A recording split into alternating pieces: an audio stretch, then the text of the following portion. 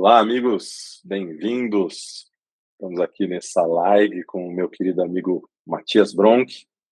É um terapeuta, intérprete, acompanhou Bert Hellinger por alguns anos, tem uma extensa experiência e um vasto conhecimento de ter a vivência de diversos seminários com Bert.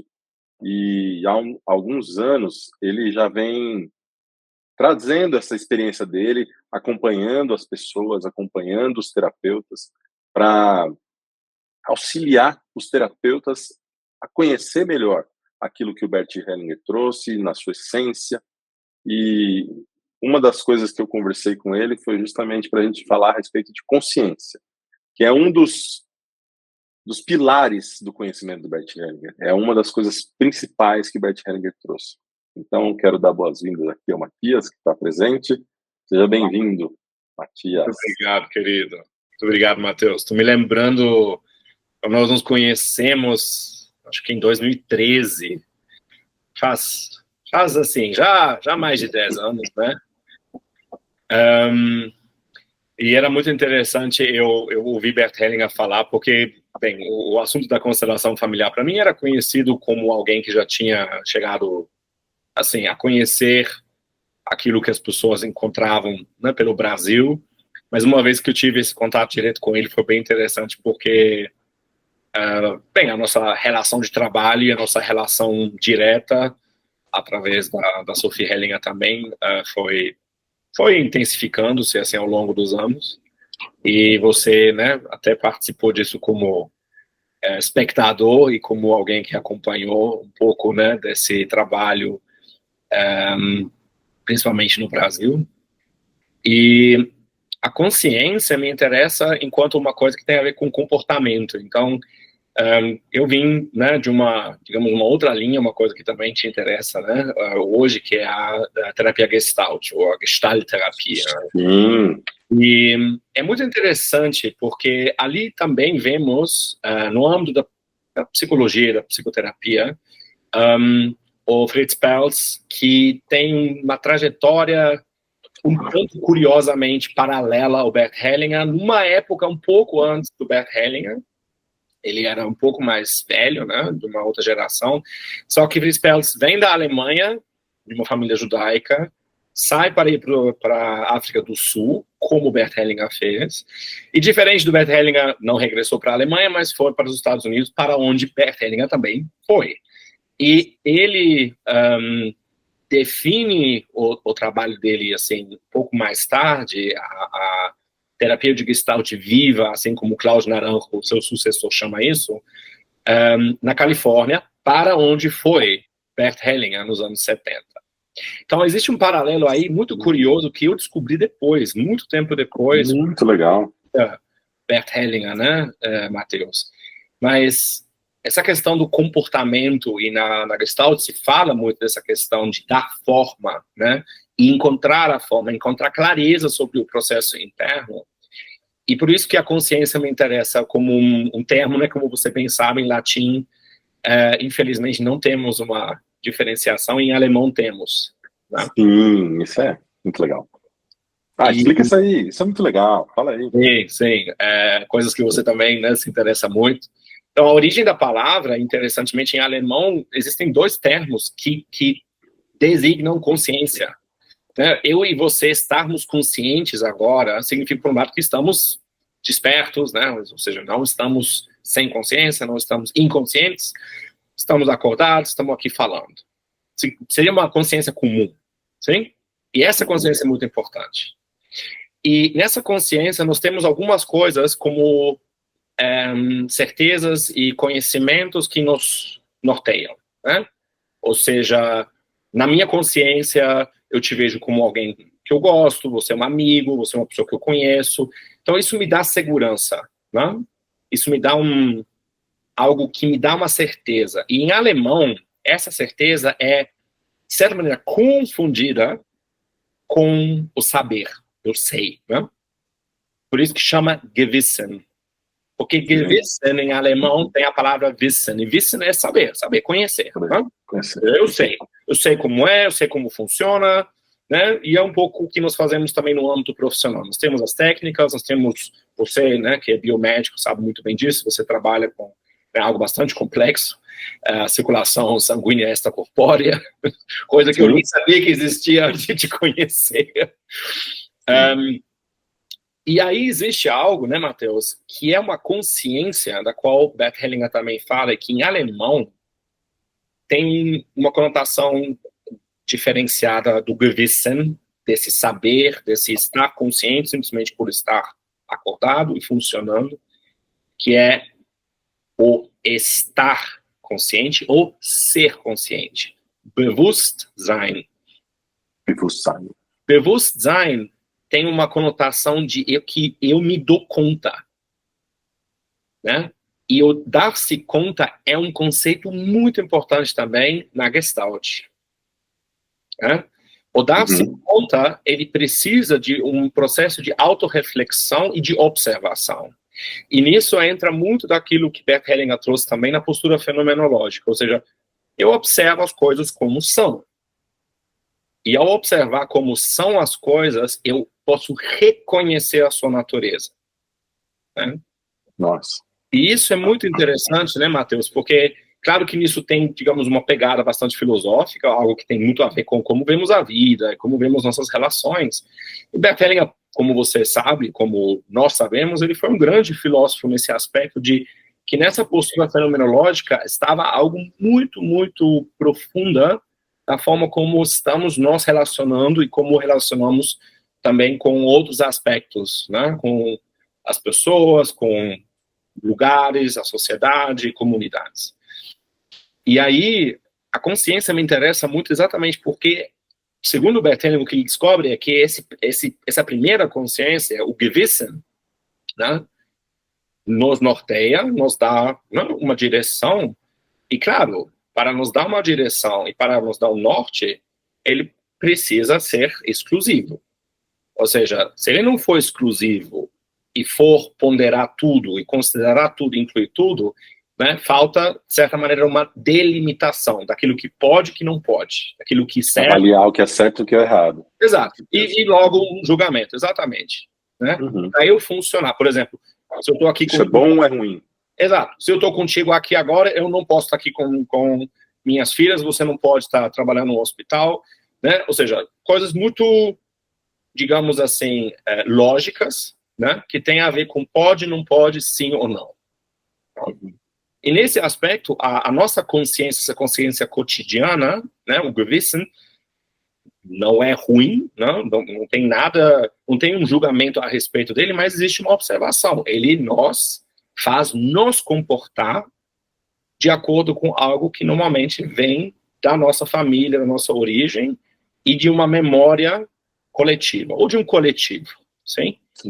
Né? E isso tem a ver não, obviamente, só com a família, isso tem a ver com a nossa comunidade enquanto âmbito social. A cultura, né? Exato, a cultura, a nossa cultura de onde viemos, né? E ali, né, você sendo de uma cidade, né, Santos, e morando em Brasília, você sabe muito bem como isso já é, ou seja, uma cultura de Santos, uma cultura de Brasília, e você trabalhando nesse âmbito da saúde, você sabe da cultura das empresas ou dos hospitais, né? E em tudo isso atua isso que Bert Hellinger, né, constou como essa consciência.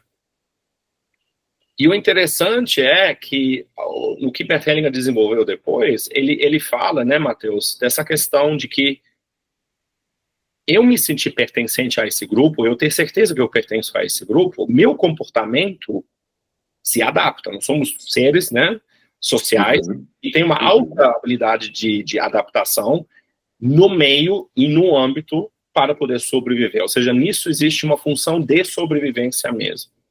Tá?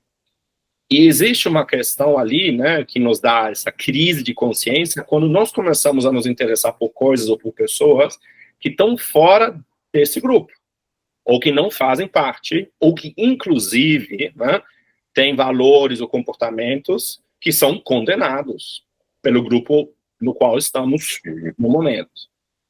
E nós nos arriscamos, e Bert Hellinger falava sobre isso, e nós começamos a nos sentir mal. mal porque estamos fazendo algo diferente daquilo que conhecemos antes e que nos dá essa certeza ao pertencermos. E aí ele fala da boa e má consciência. Isso também é muito interessante. Porque boa e má consciência não tem nada a ver em ela ser, né, objetivamente boa ou objetivamente má, é simplesmente como nós nos sentimos. Né? Por que eu me sinto bem, né, na reunião familiar, no churrasco de domingo ou no Natal na casa da vovó? Né? Ou seja, eu me sinto bem enquanto isso fizer parte de algo que eu conheço, que me dá segurança, eu sei quem vai estar lá. Né? Agora que estamos chegando no final do ano, a gente, né, tem essa ideia dos costumes, dos hábitos, coisas que nos trazem uma segurança e uma estrutura. Sim. E se agora, né, você e eu que somos de países cristãos, enfim, de uma, né, uma coisa culturalmente falando muito próxima, se nós falamos agora que não vai ter Natal lá em casa, não vai ter Natal, não vai ter árvore, não vai ter Papai Noel, não vai ter presentes, o que acontece? Tá? E como que todos em nosso entorno se sentem com isso? Né? Ou seja, é uma coisa muito simples para nós percebermos como imediatamente em nós existe, né, esse sentido de que aqui está bom e seguro, aqui não está bom e é perigoso. Ou seja, eu começo a me sentir, né, talvez instável, talvez até ameaçado, ou de alguma maneira não tenho mais tanta certeza do meu próprio pertencimento. E eu sempre brinco, né, Matheus, que a jornada de Bert Hellinger, e eu acho que é a jornada de qualquer pessoa que está numa certa busca de autoconhecimento, ou que está, né, se aventurando, digamos, em outras áreas de conhecimento, outras áreas de experiências humanas, acaba desenvolvendo uma grande má consciência, né? No sentido de que não há volta, né? Ou seja, você, né, ou eu, se nós fôssemos voltar para a casa dos nossos pais, ou fôssemos voltar para uma tradição natalina de 25 anos atrás, nós dois nos sentimos incômodos e sentindo também a limitação que esse espaço e esse grupo nos mostra do que podemos falar, do que não devemos falar, o que se faz todo ano que faz parte desse ritual, mas que não corresponde com nossas próprias visões e necessidades, talvez, de hoje, né, atuais, e falamos assim, isso não tem mais sentido para mim. Né? E ali começa algo que é interessante, que é essa jornada que, para mim, Bert Hellinger é um exemplo disso, que é bastante solitária também. Né? Como assim?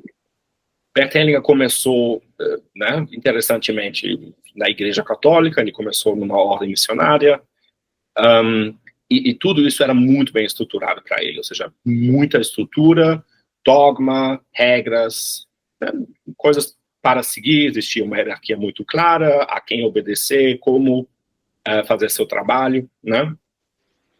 E isso, por quase 20 anos da vida dele, foi uma realidade. Ou seja, uma realidade tanto no âmbito social quanto no âmbito profissional, porque ele trabalhava na igreja, ele trabalhava para a missão como professor dentro de uma casa seminarista na África do Sul.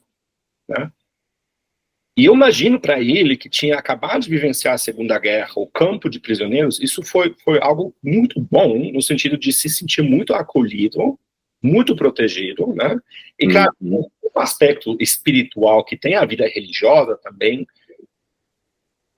posso imaginar, e você sabe disso também, já tendo passado a experiência, como eu fui selecionado por Deus, Deus me ama, nós fazemos a obra dele, o que fazemos é certo, é bom.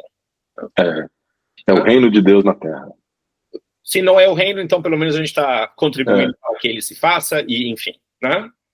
E quando ele começa a descobrir algo diferente disso, que é a dinâmica de grupos, que ele encontra num trabalho que foi feito pela igreja anglicana, que já é outra igreja, em um grupo misto de negros e brancos, que na apartheid, nos anos 60, na África do Sul, era muito complicado, era um lugar polêmico, né, de má ciência. Ele se questiona, ele é questionado sobre o que ele está fazendo ali. E como ele trabalha, e como ele opera, né, dentro dessa fé, dentro dessa dedicação religiosa e tudo mais. Enfim, e ele tem essa crise, né, que é uma crise de consciência. Sim. E nessa crise de consciência, ele sai, e como ele já tinha, então, esse primeiro contato com algo, digamos, do âmbito terapêutico, ele vai para a psicanálise. Fala da frase. A frase que Bem. ele é muito importante. É bom. Matheus conhece a história, mas quer que eu conte a história? Ele, em uma sessão, eles perguntam a ele, ok, não? Você sacrifica o que a quem? Você sacrifica as pessoas, os seus ideais, ou você sacrifica, então, os seus ideais às pessoas? No sentido de que importa mais? Importam os seus ideais mais que as pessoas? Ou as pessoas, de fato, importam mais do que os ideais? E isso é uma boa... Isso é um bom primeiro passo para compreender um pouco, acho que esse mundo, os pensamentos de Bert Hellinger. Da consciência de Wissen também, né? De Wissen e de imagens. Sim. Porque ideal é sempre uma imagem. É uma imagem, é apenas uma imagem. Você acabou de falar uma imagem, por exemplo, Reino dos Céus. O Reino dos Céus é uma imagem. Ele pode significar 1000 coisas para 1000 pessoas, só que é uma imagem. E ele, muito tempo depois, você sabe disso também, mas eu vou contar, ele se autodescreve um iconoclasta. Né? E os iconoclastas, na história da igreja, são pessoas que derrubavam as imagens, porque diziam, essa imagem é falsa, é uma falsa imagem. Essa imagem não mostra a realidade. E, portanto, ela é, enfim, no âmbito religioso, pecaminosa, uma afronta a Deus. Os muçulmanos, né, pegaram essa ideia, inclusive, portanto, é um pecado na religião muçulmana fazer qualquer tipo de menção em imagens do profeta e Deus, né? E, na verdade, é muito mal visto a representação de animais e de pessoas, porque são obras do divino, portanto, não deveriam ser representadas, porque qualquer representação não é verdadeira. Né? Beleza. Então, assim, imagens, consciência e a questão dos ideais. Então, entrando no mundo da psicanálise, ele conhece um outro trabalho de Janov, que é o grito primal, e o grito primal também não fazia parte da psicanálise tradicional. Não fazia parte. E ele dá uma palestra para psicanalistas sobre o grito de Janov, então, assim, há meses, semanas de terminar a psicanálise para se tornar psicanalista. E quando ele fala de algo que não faz parte do grupo, do conhecimento grupal e da consciência, da boa consciência desse grupo, ele é expulso. Então, muito parecido com esse caminho de crise na igreja, a crise na psicanálise se instala muito mais rápido, né? Ou seja, não demora 20 anos, mas ele também vê de novo que ali, né, existe algo mais que não cabe num contexto onde existe uma delimitação daquilo que é e não é válido. E depois, nos anos 70, então, ele se dirige aos Estados Unidos, ele conhece a terapia familiar sistêmica, por isso que as pessoas confundem isso um pouco e acham que constelação familiar já existia e ele foi lá e conheceu ela, isso não é verdade.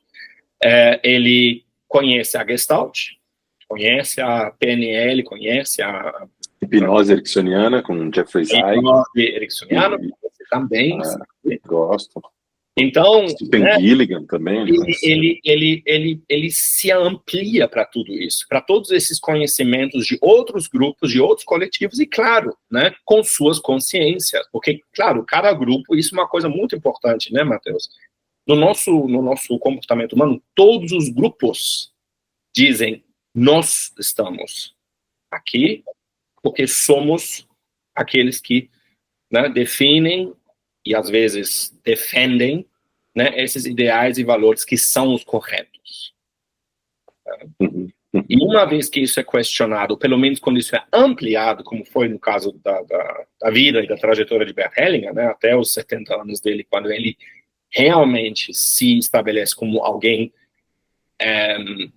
digamos, né, solitário, que tem desenvolvido esse trabalho que vem a ser chamado constelação familiar, até lá, né, ele tinha passado por todas essas experiências, e a consciência, e compreender como a consciência opera em nós, e o que ela faz nós fazer, como nós nos comportamos com ela, faz toda a diferença.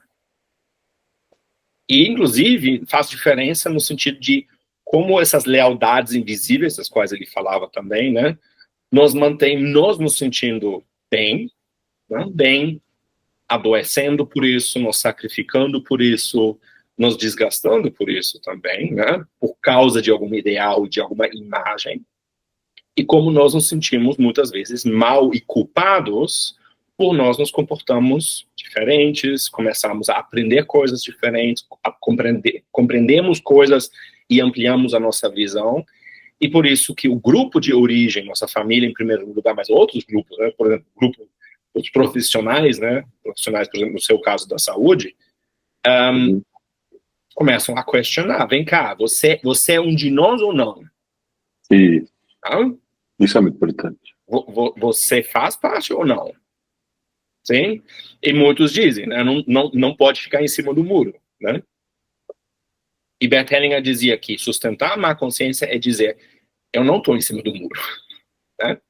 Porque eu não vejo o muro, porque eu não vivo nesse muro. Mas eu também não me limito ou delimito dizendo ou um ou outro, 8, 80, né? Ou preto ou branco. Sim? E acho que nos tempos de hoje, né, Matheus, nós estamos vendo um novo ciclo, na verdade, daquilo que vem sendo, né, essa, digamos assim, essa intensificação desses campos de consciência, né, que desenvolvem muito facilmente essa ideia do quem não é por mim é contra mim, quem não está conosco. A dita polarização. Isso. E a polarização é algo muito humano. É muito humano. Muito humano. Porque nós não sustentamos muito a ambiguidade quando dizemos, como Bert Hellinger dizia, tudo faz parte. Tudo faz parte. Porque eu posso não gostar disso, eu penso que é desumano, eu penso que pessoas assim não deveriam existir, porém elas existem. Agora, Matias, mas você percebe que essa consciência de que todos pertencem, de que são todos...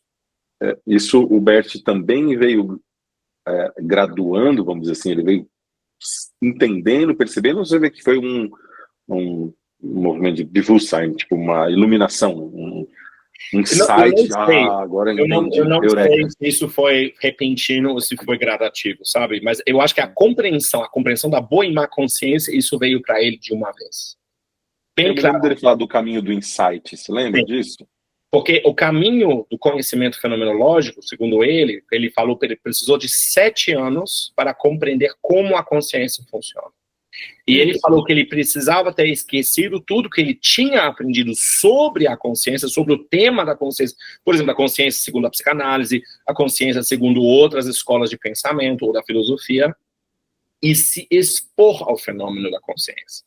E essa autoexposição tem a ver também com uma outra parte da postura fenomenológica, segundo ele, onde eu não resisto a nada. Eu simplesmente observo as coisas como estão me acontecendo. Me exponho sem resistência. Exato. E sem resistência também significa, né, e Matheus, isso na verdade é uma outra controvérsia, que eu me abro a tudo e que eu me mantenho aberto a tudo. Significa também que tudo me afeta. Tudo me afeta e tudo pode entrar em mim, tudo pode, de alguma maneira, também tomar conta de mim, né? Para eu observar o efeito, para eu observar o que acontece. Por exemplo, para dar um exemplo agora bem básico, né? Ser tomado pelo ódio.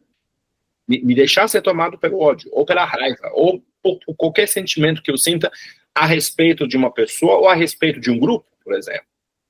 Sim. E o que acontece, né? Isso é um insight que eu acho que ele ganhou muito antes de se dar conta da consciência. Se eu vejo o outro ser como eu também sou. Sim, esse é o ponto.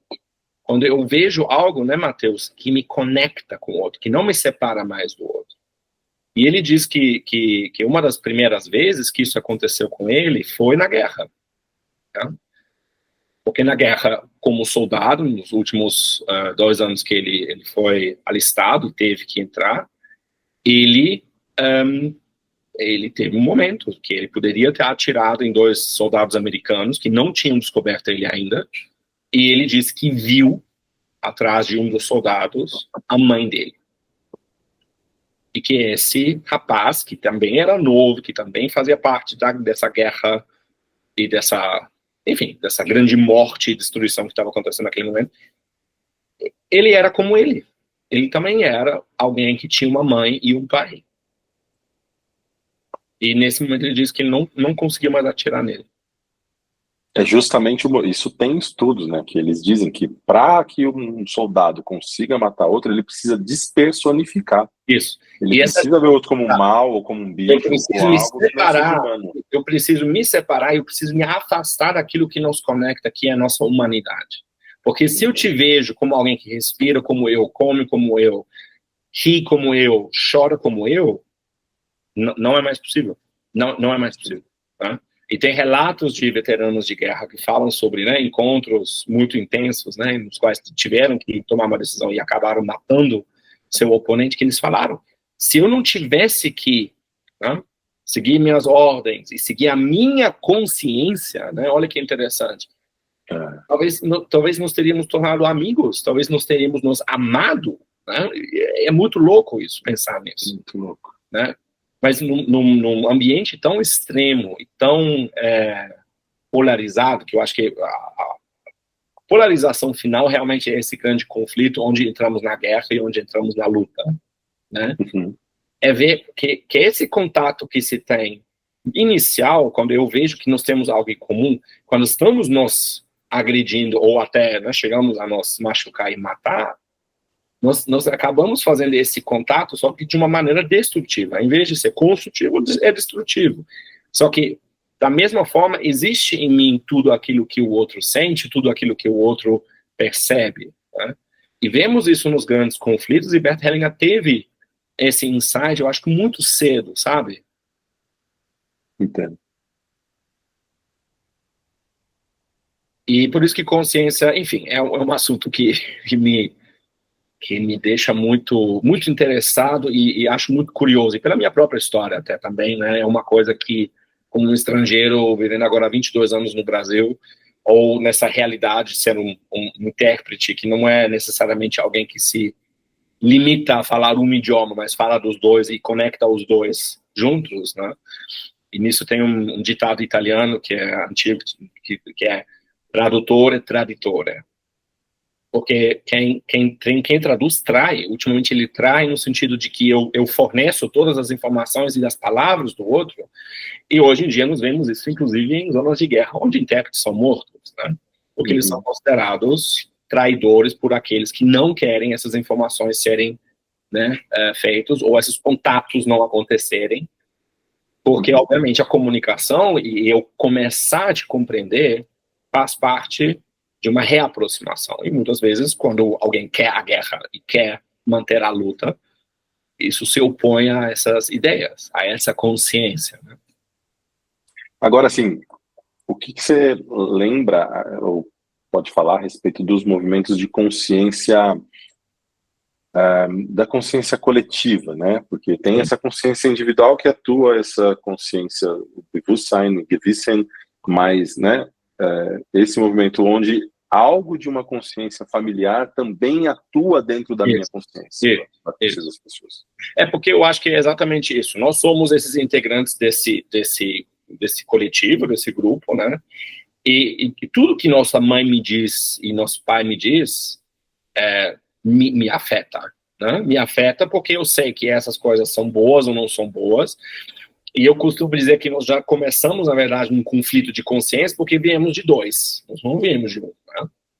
E nós temos esses dois em nós, a voz do pai e a voz da mãe, a presença do pai em nós e a presença da mãe em nós. E isso a cultura familiar do pai, a cultura total, a cultura paterna e a cultura materna. E essas duas culturas não são compatíveis. Elas podem ter pontos em comum, elas podem ter várias coisas em comum, você sabe muito bem, você é casado também, eu também sou, mas não é igual. Não é igual, nós não valorizamos as mesmas coisas, nós não nos importamos com as mesmas coisas. né? E isso cria no filho, em nós, né, essa sensação, né? Se eu fizer isso, talvez a mamãe não vai gostar. Se eu fizer tal coisa, meu pai não vai gostar, né?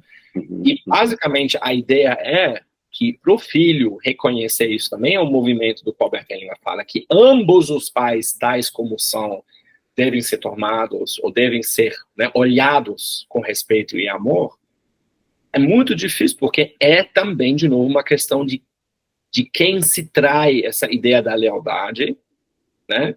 E que para amar ambos, nós enquanto filhos, e nós só podemos fazer isso quando nós nos tornamos adultos, podemos suportar, não superar, mas suportar a nossa má consciência. A má consciência em dizer um para o outro, olha, eu sou igual a vocês dois, mas eu sou diferente de vocês dois, exatamente por isso. Ou seja, eu sou como meu pai, mas eu não sou exatamente como ele, eu também sou como minha mãe, mas eu não sou exatamente como ela. E eu não sou apenas como um. Eu sou como meu pai, mas sou diferente dele porque eu tenho a minha mãe. E porque eu sou diferente dela, que eu também tenho meu pai. Ou seja, é uma contradição. É a presença do outro. Exato. Muito bom, né? muito bom. E por isso que eu gosto muito dessa noção, e isso é uma coisa que Claudio Naranjo traz na ideia do Enneagrama e da Escola Sati, dessa trindade que nós temos dentro de nós, né? A criança, a mãe e o pai. A criança interna, a mãe interna, o pai interno, né? E, enfim, mas isso, Matheus, eu acho que assim, a consciência coletiva, ela começa ali com esses dois, ela começa com pai e mãe, e isso vai se estendendo, porque na casa da avó pode, na casa do avô não pode, na casa da tia e do tio tem certos valores que são muito parecidos com quem é da mesma família e muito diferente quem é da outra família. E depois existe uma coisa interessante que eu acho que nisso também entramos numa certa crise de consciência, que é a escola. Porque a escola é esse primeiro coletivo fora da família, que não tem os valores familiares, tem nada a ver com os valores familiares, e na cultura escolar nós vemos essa coisa do tribalismo, né? Em algum momento nós começamos, os que são da bola, os que não são, os nerds, os geeks, né? Tudo é definido, tudo é bem separado, bem colocado, mas ao mesmo tempo existem sempre algumas crianças que não se encaixam totalmente em um grupo e que acabam sendo também pessoas que conectam os outros grupos entre si, e onde essa sala, né, ou sei lá, esse ano, né, de contemporâneos, acabam se unindo, né, de alguma forma, não só pelas atividades escolares, mas muito mais, né, por causa da importância social que tem a escola, essa socialização com quem está fora da minha família, com quem não é da minha família. Esse é um ponto muito importante, porque dá para ver um movimento de consciência, porque as pessoas procuram naturalmente similaridades, valores parecidos, para sentir o pertencimento, para perceber que pertencem e se sentir seguro. E aí os grupos começam a se formar. Isso aí é um movimento de consciência. E o interessante é que determinadas coisas podem tanto me interromper nesse aprofundamento da relação, como podem ampliar muito, como você falou. Se eu tenho muitos interesses em comum contigo, tá? Eu imagino nós dois lá na escola, né? E você gostando de videogame, eu também. Gosta de futebol, eu também. Gosta disso, gosta daquilo. E quanto mais conectamos, rock and roll, a música, né? Com certeza. Só que agora, imagina o seguinte, eu vou num show de rock contigo, mas eu não curto nada mais do que você curte, mas na música nós nos encontramos. Isso significa que, por um outro lado, enquanto você está lá no treino de futebol, você está com esse outro grupo de amigos, lá eu não faço parte. Você não precisa nem me chamar, porque você sabe que lá eu não entro. Eu não entro porque as pessoas de lá não gostam de mim, ou não querem, ou porque eu não vejo, né, o meu interesse para entrar nisso diferencia. E o interessante é isso, uma observação minha, que normalmente quem está mais de fora tem uma certa maleabilidade, uma maior, digamos assim, uma maior possibilidade, né, de ficar por um lado mais distante, que nem sempre é bom, né, é uma exclusão também, mas ao mesmo tempo existe uma observação do que acontece. Então, normalmente, o observador de grupos nunca é quem está dentro do grupo ou totalmente dentro do grupo. Sim, isso nem liderando. Um papel meu na minha vida escolar. Né? Eu não era da bola, dos caras da bola, eu também não era o roqueiro que ia em todos os shows, ou música, né? Eu conversava com meninas, eu não conversava com todos os meninos, ou assim, né? Tinham coisas assim que eram minhas, mas ao mesmo tempo não faziam parte de um comprometimento onde a minha consciência, né, aliviasse por eu falar assim, agora eu encontrei minha tribo, minha turma. Porque isso dá um grande alívio, ainda mais na adolescência, onde biologicamente, né, Matheus, nós buscamos sair de casa. Nós queremos tudo menos aquilo que nós encontramos em casa. E onde faz parte da diferenciação de quem são os meus pais e quem sou eu. Exato. Né? E eu preciso de outra coisa para me destacar dos meus pais e reconhecer para poder sair, para poder me tornar adulto. E isso é interessante, porque a própria natureza nos ajuda nisso, mas nós vivemos uma enorme crise de consciência ali. Também porque nós nos sentimos muito mal em casa com nossos pais, nós sentimos a desaprovação dos nossos pais muitas vezes, nós mesmos começamos a criticar nossos pais pelas atitudes, pelo comportamento deles, e ao mesmo tempo não temos uma firmeza ou uma força interna que nos permite, nós nos tornamos, né, totalmente independentes, autônomos, e precisamos, digamos assim, da crise para poder sair dela fortalecidos e, ao mesmo tempo, mantendo esse vínculo com a nossa origem, né, onde muitas pessoas, às vezes, inclusive, acabam tendo muitos problemas.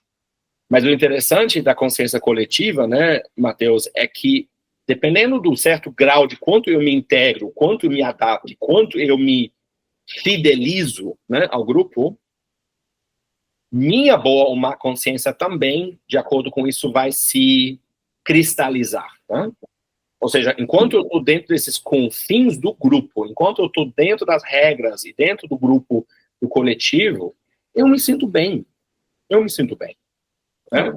E quando eu chego mais perto desse limite, mais perto de outro grupo, mais perto de uma tangente ali, eu começo a ficar nervoso ou ansioso, ou eu não sei mais, né, se devo, se não devo, né? Muitas pessoas, por exemplo, trocam de grupos, ou seja, com a mesma, digamos assim, com o mesmo zelo, com a mesma dedicação, eles vão de um grupo para outro grupo. Isso acontece, por exemplo, com pessoas na religião, na espiritualidade, né, muito forte. Ou seja, a pessoa deixa de ser, sei lá, católica e vai ser espírita. E a pessoa deixa de ser espírita e vai ser da Umbanda. E a pessoa deixa a Umbanda e vai se dedicar, por exemplo, ao UDV. Evangelho. Sim? Ou vira evangélico, né? Ou seja, mas com a mesma atitude. Né? Porque essa é a ideia. O grupo me dá segurança, o grupo me dá essa sensação de que aqui você tem um lugar, aqui você pertence, nós te acolhemos, e muitas vezes, isso acontece também, como você sabe, nós confundimos muitas vezes o novo grupo por um âmbito familiar. E aquilo que procuramos na nossa própria família, nós transferimos e projetamos essa mesma necessidade nesse âmbito, inclusive, você sabe disso também, no âmbito profissional.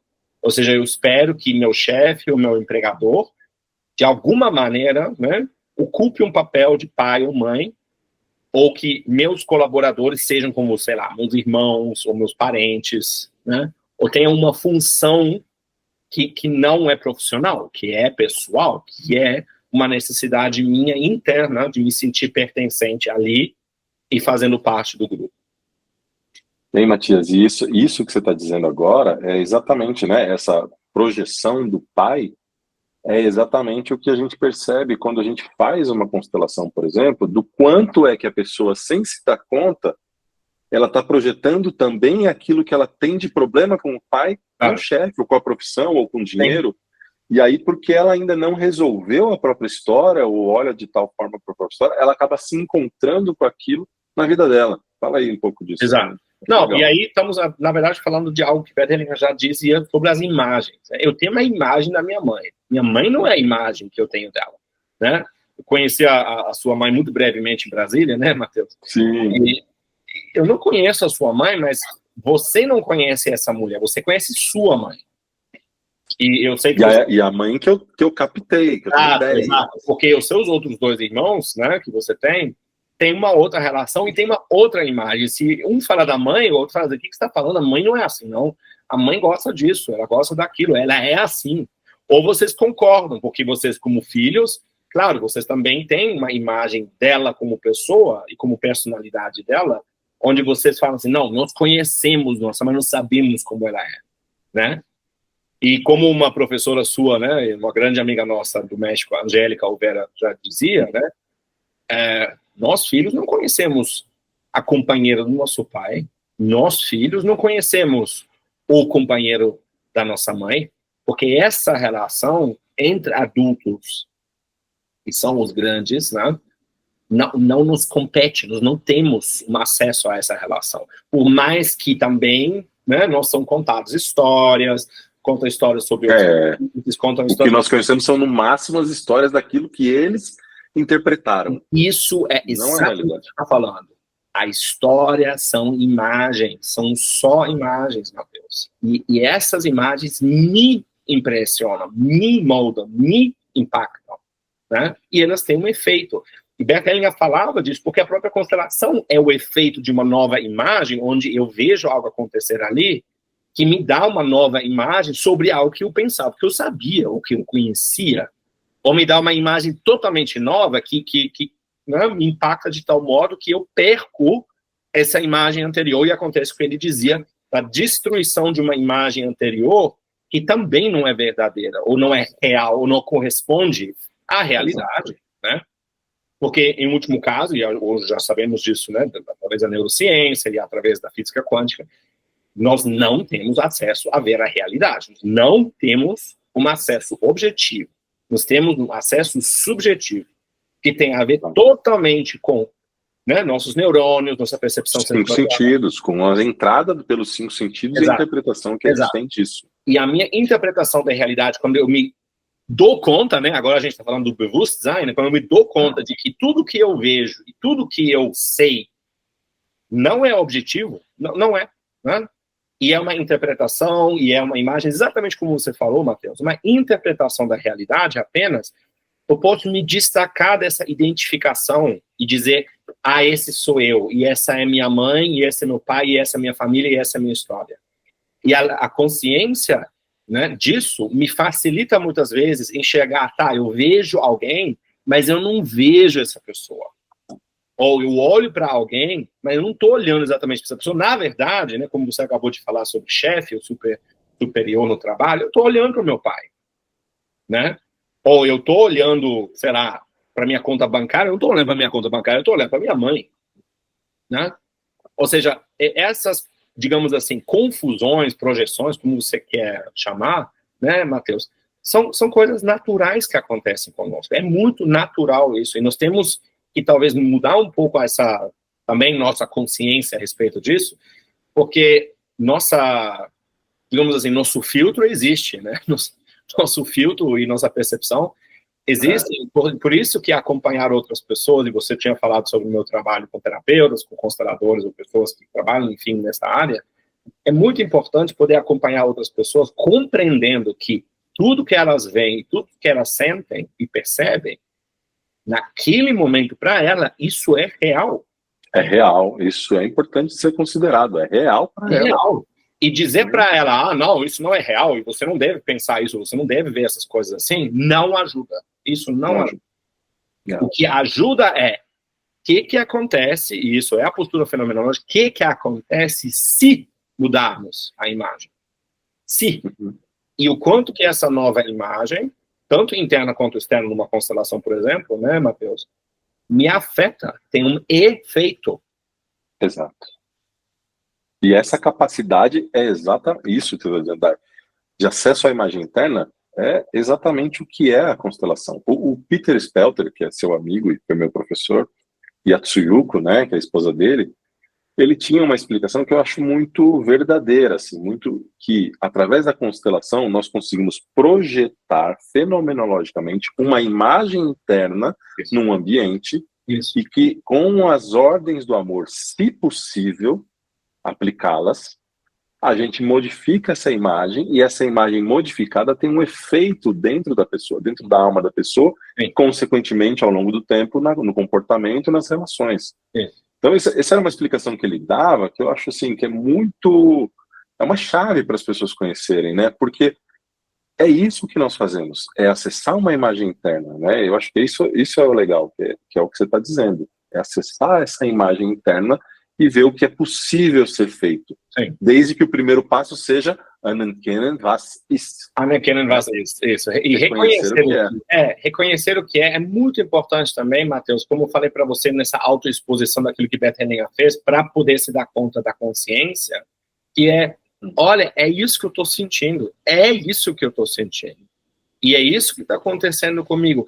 Porque no momento que nós nos opomos, ou dizemos, não, mas isso precisa ser corrigido, mas isso não está certo, você deveria estar assim, ou como muitas pessoas aplicam isso hoje, esse conhecimento de Bert Hellinger de uma maneira muito superficial, através de rituais ou coisas assim que se devem dizer, que quando você diz isso, acontece tal coisa, né? Como se fosse um fenômeno induzido, né? Que, como definição, não existe, na verdade, né? Mas esse fenômeno, quando ele acontece, quando acontece o efeito, né, Matheus, nós podemos observar, apenas observar. Porque a imagem, e isso é muito importante talvez também destacar, né, Matheus, ela é pessoal, ela é minha imagem. Isso não tem nada a ver com o fato de que meu pai é como ele é, minha mãe é como ela é, ou a minha família, ou a história da minha origem, ou enfim, as minhas relações são tal como são.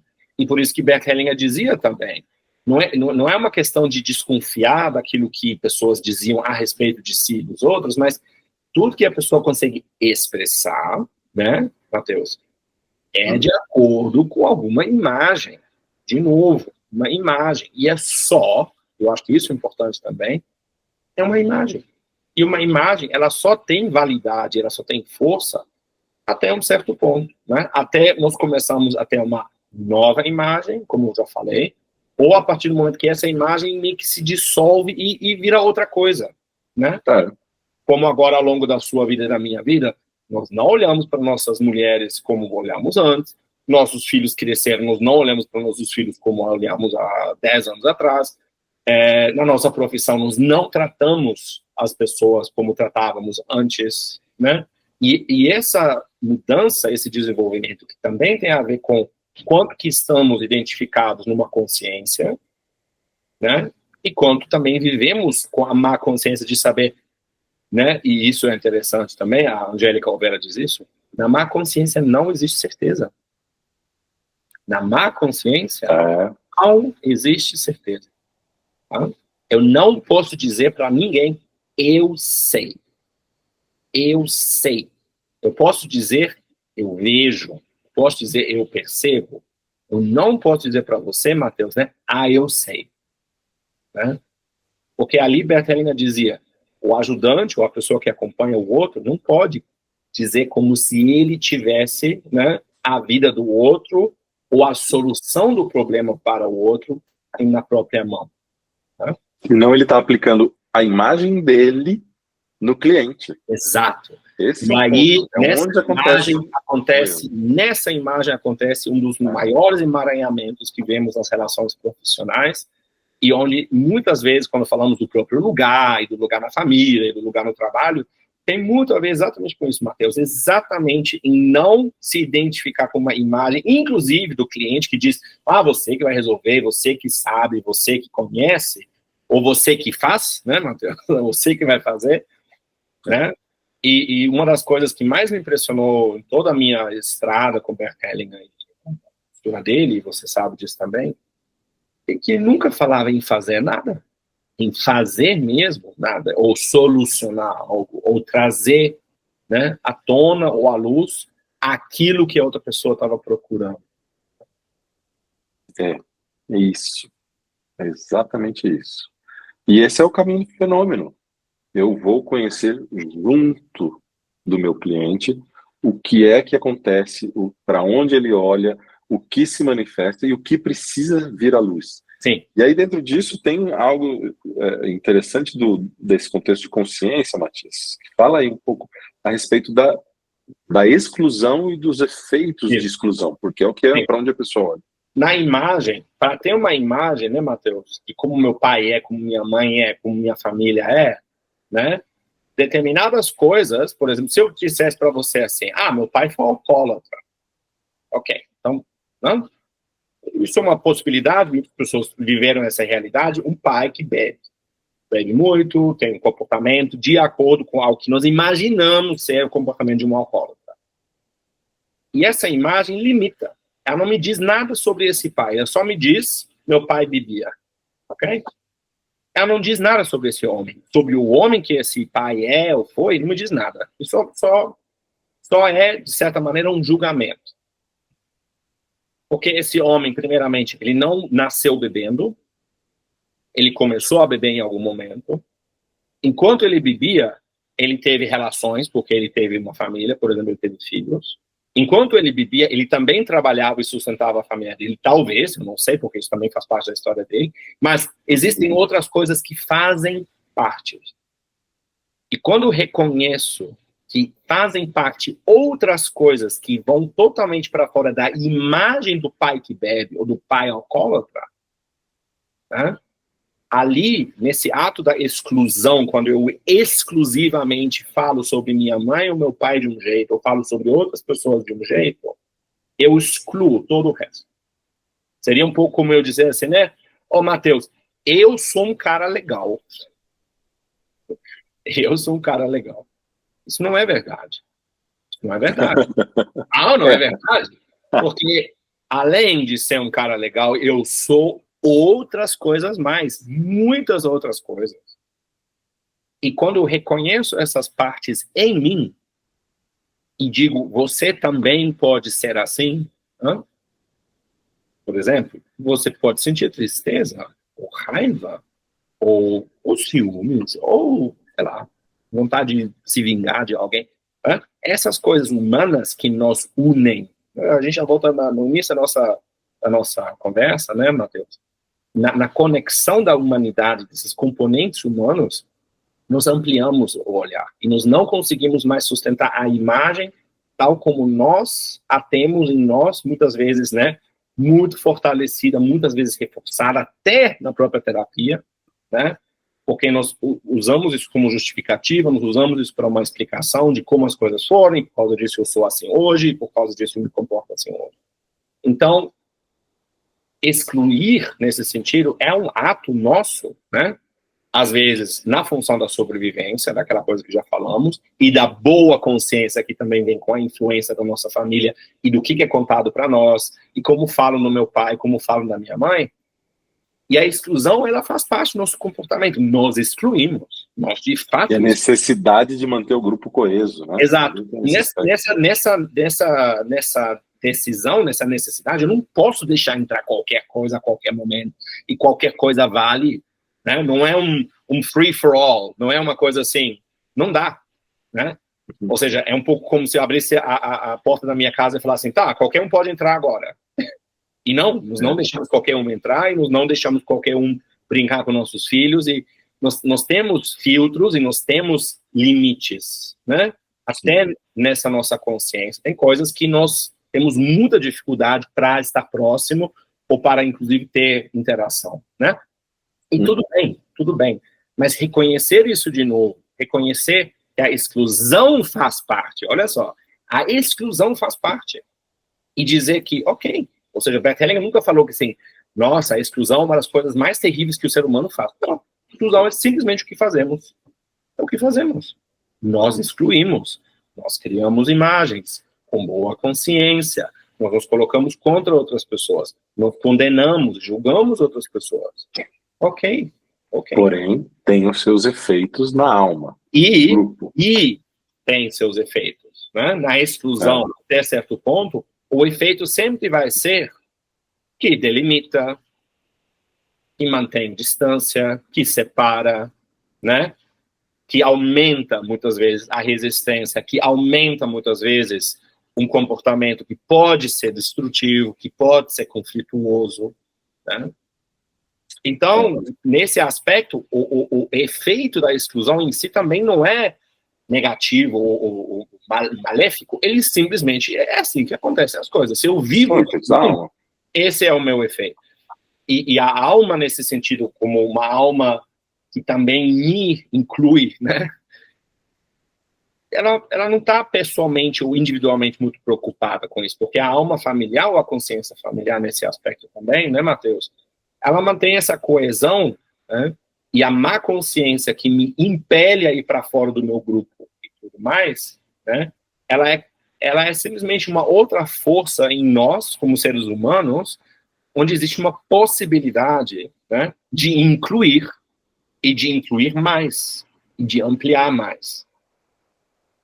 Uma das coisas que eu gosto de esclarecer para as pessoas é o seguinte, que a exclusão, ela não é ruim, e o excluído, ele tem as suas consequências, mas aquele que exclui é quem geralmente recebe, vamos dizer assim, os efeitos da exclusão. Sim, exato. E a pessoa não deixa de pertencer de maneira nenhuma, mas aquele que exclui é ele que vai ter as consequências disso. E isso é muito importante eu dizer isso aqui também. Isso é verdade.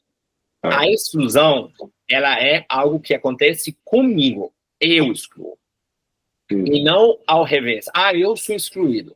Não me deixam entrar em tal grupo. Ou eu me sinto, ou sei lá, tem umas pessoas que inventaram o termo de autoexclusão.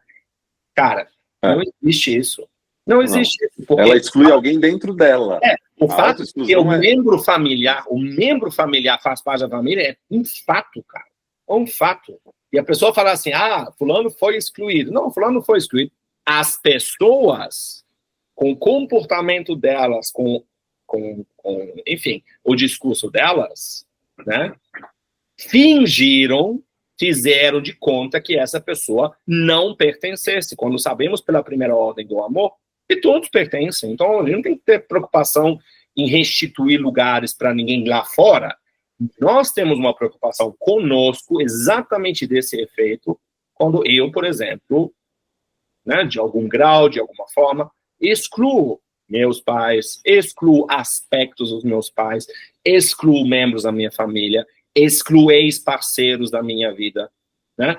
Excluo pessoas que, por exemplo, me fizeram muito mal, mas que tiveram muito impacto sobre minha vida, minhas decisões de vida. Isso também faz parte, inclusive, né? Vítimas e perpetradores fazem parte dessa história. Então, é interessante, né, Matheus? A exclusão é um ato individual induzido pelo coletivo, mas o efeito é individual, né? Ou seja, essa ideia de que minha família exclui ou os outros excluem, né? O grupo da supremacia branca exclui os negros, sim, faz parte do próprio credo e da própria razão de ser, né? Excluir pessoas negras ou pessoas de cor diferente do branco. Mas a exclusão tem um efeito na própria pessoa. Isso é importante. Sim. E tem também um aspecto, fala aí a respeito, que é esse aspecto transgeracional, da alma familiar, porque existe essa exclusão, essa pessoa, ela foi excluída, colocada de fora, mas dali para frente, naquela pessoa que continua com a vida, alguém dentro da família é escolhido a representá-la. Exato. E ali existe uma própria contradição, onde, por exemplo, a questão da hierarquia e do pertencimento também, né, causam os efeitos, que é, se eu começo, por exemplo, a namorar ou me relacionar com pessoas que na família, na história familiar, são pessoas que não são aceitas pela cor de pele, pela região, pela crença, né? Causa, por um lado, um conflito, mas, por um outro lado, a nível sistêmico, né? É como se fosse um ato compensatório, porque na alma familiar ninguém pode fazer falta, ninguém falta, na verdade, ninguém falta, nunca ninguém falta. Mas é uma maneira, digamos assim, a nível energético, de encontrar uma homeostase, de encontrar de novo um equilíbrio, dizendo as pessoas fazem parte, ponto. Ou seja, né, nós vemos isso muitas vezes com pessoas que, né, vão para outros países, um outro continente, se envolvem com causas sociais e políticas, ou se dedicam, né, a grupos, né, ou, por exemplo, um relacionamento, um casamento, né, um alemão que se casa com uma tailandesa, ou um japonês que se casa com uma nigeriana. Ou seja, claro que nós podemos dizer, bem, o mundo é globalizado e essas coisas acontecem, mas existe, claro, que algo também onde essas grandes diferenças, onde essa grande polaridade, né, onde existe onde o movimento de consciência do Gewissen atua de forma muito forte. Sim, sim. E onde existe um reequilíbrio, um reestabelecimento de conexões, né, que nós não temos necessariamente por que comprovar ou explicar, né, mas observar o efeito. E isso é uma das coisas que eu não sei, você pode dizer melhor isso assim, mas na Alemanha, as pessoas conhecem, e como foi um pós-guerra, as pessoas conheciam muito bem as suas histórias, as histórias familiares. E quando o Bert Hellinger atendia as pessoas, ele buscava o que aconteceu na sua família, o Sim. que acontece na sua família. E isso mostrava a identificação com algo do passado, nessa lealdade invisível. Uma das últimas vezes que eu vi ele trabalhar como uma pessoa foi uma pessoa que já tinha ido para o seminário, já tinha vindo várias vezes em seminários anteriores, e eu só soube disso depois porque as pessoas me falam, o fulano já apareceu várias vezes. E ele começou a querer contar a história, e Bert Hellinger falou para ele, para com essas histórias, chega dessas histórias. Então ele começou a chorar e a ter um comportamento que aparentemente, porque eu não conhecia essa pessoa, isso é uma coisa, inclusive, que nós não sabemos nunca quando estamos no grupo, né, Matheus? O quanto que uma pessoa está nesse comportamento que Bert Hellinger identificou como, né, sentimentos secundários, que é simplesmente uma repetição contínua de um padrão, né, onde essas imagens são reavivadas na pessoa, a pessoa tem um acesso muito fácil a se conectar a isso, e ao nível emocional ficar ali sem nenhuma possibilidade de nada se mover e a imagem ficar estática. Looping hipnótico. É um loop. Num looping hipnótico. Como se a pessoa estivesse em transe mesmo, ou seja, ela fica uma coisa, uma auto-hipnose, exato. E aí, ele era um filho de um comandante da SS, né? E ele falava do pai, as coisas que o pai tinha cometido e tal, e Bert Hellinger dizia, você não tem nada a ver com isso. Você é filho desse homem, essas coisas aconteceram. E agora, né, e o cara tinha 70 anos, você vive sua vida. E você é pequeno, você não tem direito algum de julgar nada, de chorar por nada. E você está se fazendo de coitado, você não é a vítima. Então, ele foi muito contundente, muito direto com essas ideias das pessoas terem a respeito da própria biografia, e às vezes engrandecia ou mistificava muito aquilo que tinha acontecido ao longo da guerra, e antes, claro, e depois, não só por ele ter vivido isso, mas exatamente porque ele sabia a tendência das pessoas em se contar e reforçar a própria história de um jeito, com essas imagens, só enfraquecia. Ou seja, tirava a força da própria pessoa e deixava ela, às vezes, com uma boa consciência, por se sentir pertencente, e, por um outro lado, em um lugar onde, como adulto, como pessoa adulta, as pessoas são, né, ela não atuava e não se responsabilizava. E onde é que você vê, assim, que dentro desse conhecimento, desse efeito da consciência, de se conscientizar, né? Tem até uma coisa que eu lembrei aqui, vê se faz sentido para você, que esse Bewusstsein, né? Que Bewusst tem um significado, que Sein é ser, né? Sim. Se tornar. E bewusst é como se fosse, em inglês seria awareness, né? To be aware. Isso, é isso que eu ia fazer, essa ligação que eu ia fazer, esse aware. A gente não tem em português, né? Falar, mas por isso que eu falo que é um estado de consciência, é estar consciente. Ou seja, agora eu estou consciente de. E na Gestalt nós temos esse exercício muitas vezes, nós fazemos um fluxo de consciência, a gente chama isso de fluxo de consciência, e nós podemos falar tudo assim como nós observamos. Agora meu nariz está coçando, agora minha garganta está um pouco rouca, e agora eu sinto que eu estou ficando impaciente, e agora, ou seja, eu começo a notar conscientemente as coisas, os fenômenos que me ocorrem, e ao dar-me conta, né, o efeito disso, ou seja, o efeito do dar-se conta, né? Dar-se conta. Eu entendo assim que é como se fosse sei lá, isso é uma imagem minha também. Mas ajuda, as imagens podem ajudar. Mas é como se fosse assim, quando eu estou dentro do Gewissen, eu conheço, ou seja, é como se eu chegasse para você, oi, tudo bem, eu sou o Matheus e tal, então a gente está começando a conhecer. E na verdade não só isso, mas estamos no automático, tá? No Gewissen estamos no automático, a gente sabe exatamente o que fazer, você entra lá no hospital, você sabe onde que é, o que você tem que fazer, e tudo. E não é uma coisa assim, agora eu noto que no meu corpo, ou que eu sinto, ou com essa pessoa, né?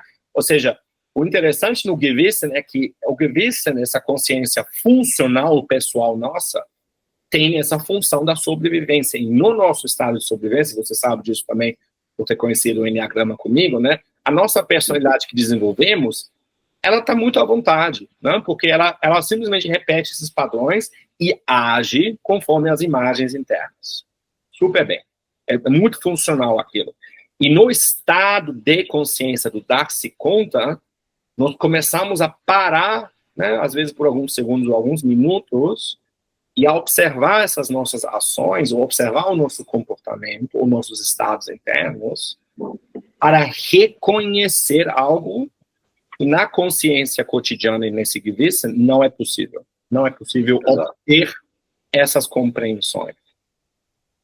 Eu tenho, então, essa imagem é isso. Que, por exemplo, esse Gewissen, esse conhecer, ele é pautado por aquilo que eu tenho como valores, crenças e aquilo que eu tenho como história para avaliar. É bom, é ruim, pertence, não pertence. E são os filtros que eu coloco e o Gewissen é mexido pelos filtros. E ele te deixa uma coisa muito importante, Matheus. Ele te dá segurança. Você tem previsibilidade, você tem certeza das coisas, você tem controle. Basicamente é isso. A consciência pessoal dá controle. Ela dá essa ideia do controle sobre a situação, sobre as pessoas e sobre você mesmo. Isso. E ativa, e com isso é muito interessante, porque com isso, por ter essa relação com a sobrevivência do grupo, com a sobrevivência, com a minha segurança, isso ativa no meu corpo o meu mecanismo de sobrevivência. Total.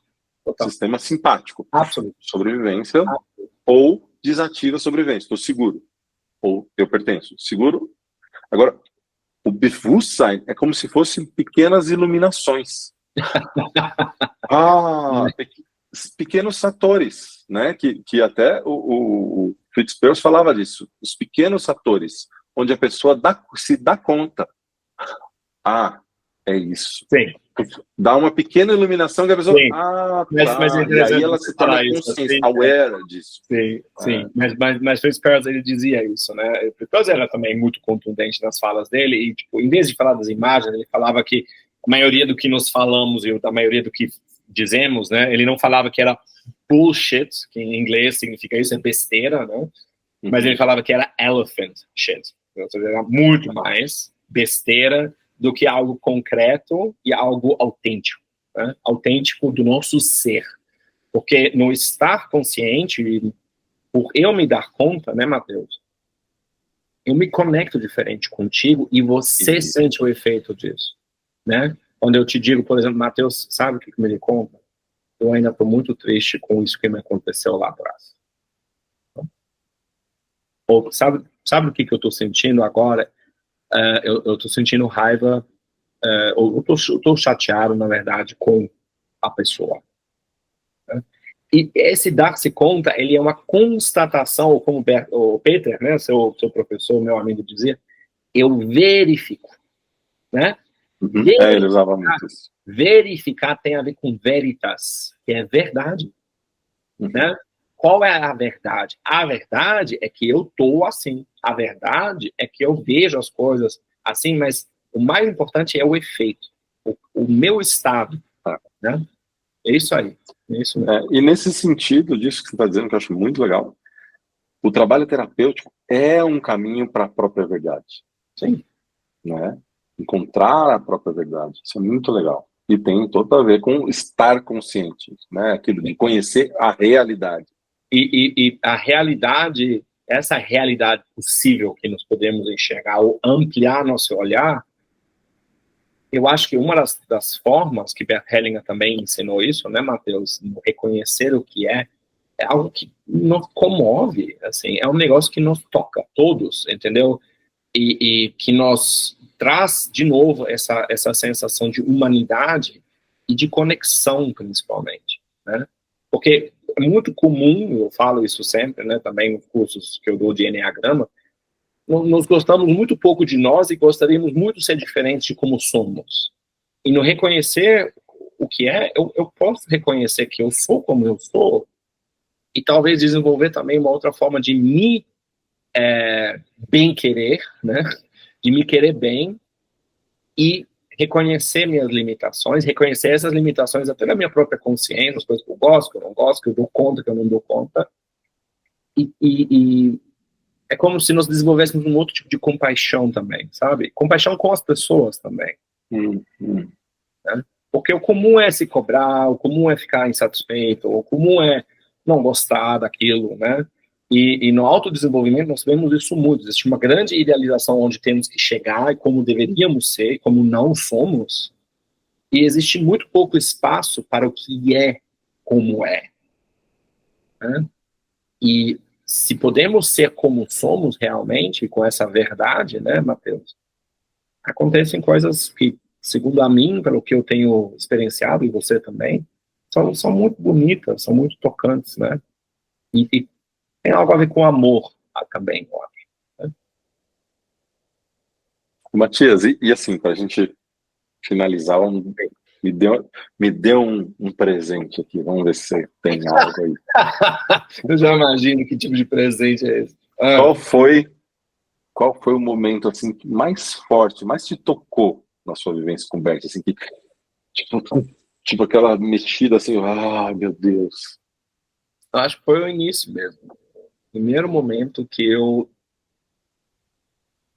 tava em Bavarisch, né, na Alemanha. Eu tinha esperado o Hellinger Camp terminar, esses 5 dias lá do seminário internacional. E eu tinha visto pessoas querendo chegar perto do Bert, enfim, né, cumprimentá-lo, falar com ele, enfim, pessoas que também conheciam ele, que tinham acesso a ele. Eu não tinha nenhum acesso, porque eu não tinha ainda nem me apresentado, nem falado com ele. Eu tinha falado com a Sophie Hellinger, com os integrantes da equipe, mas durante todos os dias eu tinha ficado longe, eu tinha saído da minha cabine de tradução e saí do evento. E nesse dia, antes de terminar, Bert Hellinger pediu a todos os tradutores acenderem suas luzes para que as pessoas pudessem vê-los, e agradeceu a eles. E isso me comoveu muito. E eu já fiquei assim muito muito emocionado. E assim, eu queria muito conhecê-lo, então, perto dele. E você lembra de uma história também de um outro alemão, o professor seu, Joel Weza, falava dessa história dele.